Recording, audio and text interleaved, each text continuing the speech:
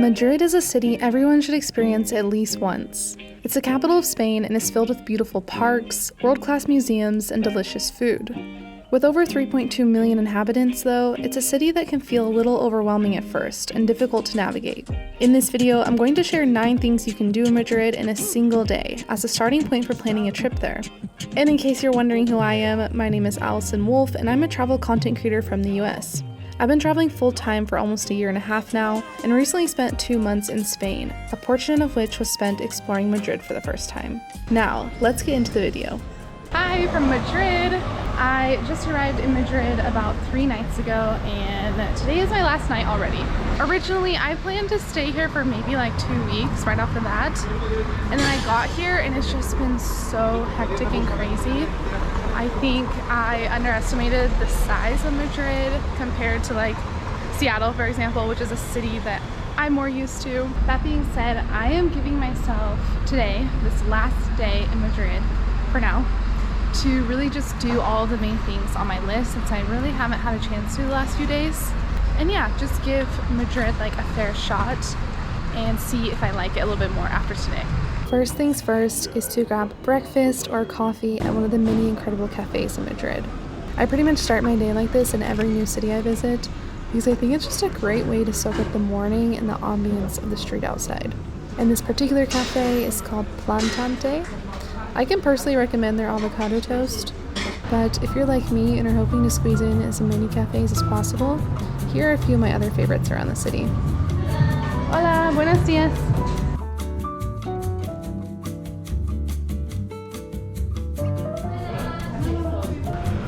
I got a matcha latte. Basically, I'm just trying to have the perfect day today in Madrid. Started with that avocado toast, got a matcha, and now we'll walk around and just see the things that I had on my list that for one reason or another I haven't seen in the first few days that I've been here. First, I think we're going to go to a very large park. It's called Retiro Park, something like that. Parque de El Retiro. Supposedly it's like the central park of Madrid. Parque de El Retiro is one of the largest parks in Madrid. Inside you'll find a maze of walking trails lined with sculptures, fountains, and various ponds and gardens. It's a massive space, so you can really get out here and stretch your legs. Just entered the park and it is starting to rain a little bit, but I think I'm gonna be okay, I hope. The main thing I want to see in this park is this kind of like glass looking house of sorts, like an atrium. It's called Palacio de Cristal, and it is modeled after London's Crystal Palace, which I have never seen before, so that means nothing to me, but in case you've been to London, then that'll give you an idea of what I'm about to see. Palacio de Cristal, or Glass Palace, is a conservatory made almost entirely out of glass and iron. The outside is decorated with ceramics, and the inside, while empty on the day I visited, is often used to host temporary exhibitions by the Reina Sofía Museum. It looks like they're doing some restoration or something of that sort inside, so can't go in right now, so I'm just gonna kind of probably walk around this little lake here in front and just get as many different views and shots as I can. So awkward setting up a shot by yourself in front of a lot of people. Okay.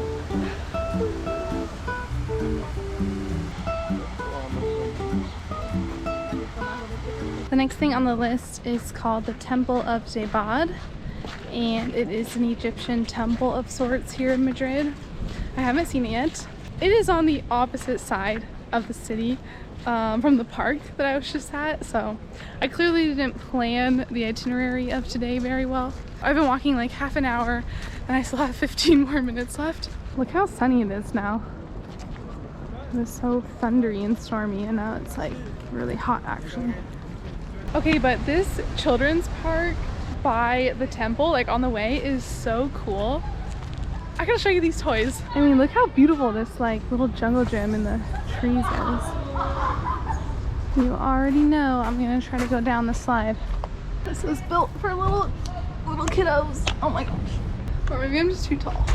Oh, it's so hot in here. Oh my gosh, it's like a furnace. Oh, I regret it. Oh my gosh. Okay. Whew. to the temple. The Temple of Debod was donated to Spain in 1968 by the Egyptian state. It dates back to 200 BC and is free to visit. You might just have to wait in a bit of a line if you want to see the inside. I think ideally when you go to see this temple, it'd probably be best to go around sunset, because all the photos I saw that looks really cool were all like sunset type pics. I am glad I walked over here though, because I like this area of Madrid better than where my hostel is. It just feels a lot more open. There's not, you know, huge buildings everywhere. It's bright and airy. Well, it's very pretty here. Oh, whoa, that view is nice. Okay, so when you get to the temple, keep walking through it to the end, and there's this really pretty view of the city. I'm gonna just sit for a couple minutes and look up some places to eat. And I was thinking it might be fun to like get some tapas or something, you know, since this is a very Madrid video. Okay, it is Madrid. I'm making a vlog in Madrid, but you know, I can't like eat non-Spanish food right now. So, similar to South America, there are these menu del dia type lunch meals here in Madrid where you get bread, a salad course, an entree, a drink, and a dessert for a very good price usually. And now I'm looking for one that a local just recommended me. I was about to eat at his restaurant and then I was like, oh, do you have menu del dia? And he goes, no, you're not gonna like find good ones here. You need to go to Plaza de España. And I was like, okay, but do you have a specific recommendation? Like, where would you go? And that's where I'm going. It's called La Charca Taberna. And here is the menu. Okay, so this must be menu del dia. It is $16.50, so it's more expensive than the one I had yesterday, but this was very highly recommended, so I think I'm gonna get it. I mean, when a local restaurant owner who's Spanish, who's from Madrid, tells you this is where he would go, this is where I'm gonna go. For $16.50, I ended up getting this little bread tapa as a starter, seafood risotto for the first plate, pork medallions and potatoes for the second plate, pineapple for dessert, and a beer as my drink. Not a bad deal if you ask me. Okay, that restaurant was amazing. 10 out of 10. If you were looking for a good menu del dia type lunch spot in Madrid, that is where you should go. It's around 6 p.m. now, and I am trying to kill about an hour until this art museum opens up. It's called the Reina Sofía, and it's like one of the most famous museums here. But the reason I want to go at 7 is because from 7 to 9, which is the last 2 hours it's open each day, it is free. So I thought, what a cool way to like end the day here, to see a piece by Picasso, which is inside. But anyways, killing an hour. Supposedly there's kind of like a little book fair here, or a lot of little vendors that sell books. I'm not totally sure what the story is, but yeah, it looks cute. Cuesta de Moyano is the name of this particular street in Madrid. It's famous for the booths you see here selling mostly old secondhand books. It's incredibly photogenic if you happen to be into photography. Whenever I'm abroad in a country that speaks a different language than English, I always forget that the books are most likely going to be in, you know, Spanish or French, whatever. It tends to be hard to find English books sometimes. That only killed like 5 minutes, so. Another thing we can check out is this like church. I think it's called San Jerónimo, potentially.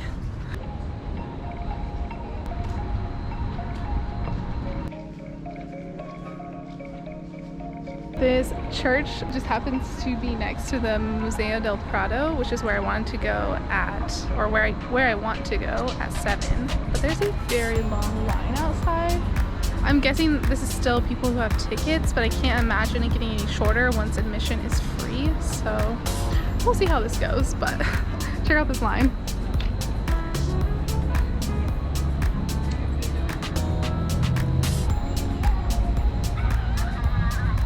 I just realized that I'm not going to the Prado, I'm going to the Reina Sofía. So why am I sitting outside the Prado? So yeah, I gotta get up off this hill, but this hill honestly is like one of the best things I've seen today. Like, it's just so green and clean and peaceful and big. Like, I would love to take something out here, like a book or whatever, and just chill on this little hill and people watch. Look how beautiful this is. There's like someone playing music down there. Lots of dogs running around. Oh, there's the church. I just walked in. Ah, look at that dog. Oh my god, he's so cute. It is 6:45 now and I'm outside Reina Sofía, the correct museum this time. I see a line forming, so I'm just gonna start standing in it in case that is the line that I want to be in as well. Reina Sofía is Spain's national museum of 20th century art. Inside you'll find collections from two of the country's greatest artists, Picasso and Salvador Dali. The piece that draws the most attention being a massive work by Picasso called Guernica. It works. You get in for free if you come from 7 to 9, at least on Wednesdays. Although just look up like Reina Sofía free days and it'll give you like the schedule. But yeah, I just stood in line for a bit, got in pretty quickly, and woo! So now I'm looking for the Picasso painting. Oh, this is Salvador Dali just like that already.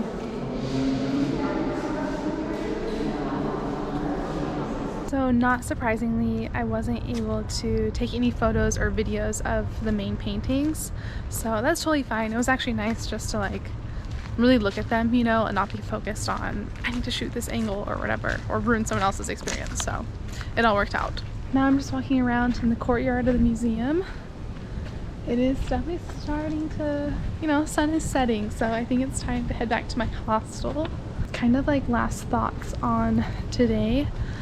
I'm glad I did today. It was very hectic and I was running around all over the city, but it did make me stop and appreciate Madrid a lot more than I had the first few days I was here. I definitely saw that there's a lot more just different neighborhoods, and some I like more than others, and some I'm like, oh, I wish I had more time to go sit at this cafe or eat at that restaurant. So I would definitely love to come back to Madrid this trip. I'm not sure if it'll happen, but I'm open to it. And if not this trip, then I'm sure another time in the future. The final to do in Madrid is to catch at least one sunset. The city truly is stunning from a rooftop if you can find one. And with that, thank you for watching this video. If you liked it, please hit the like button and subscribe.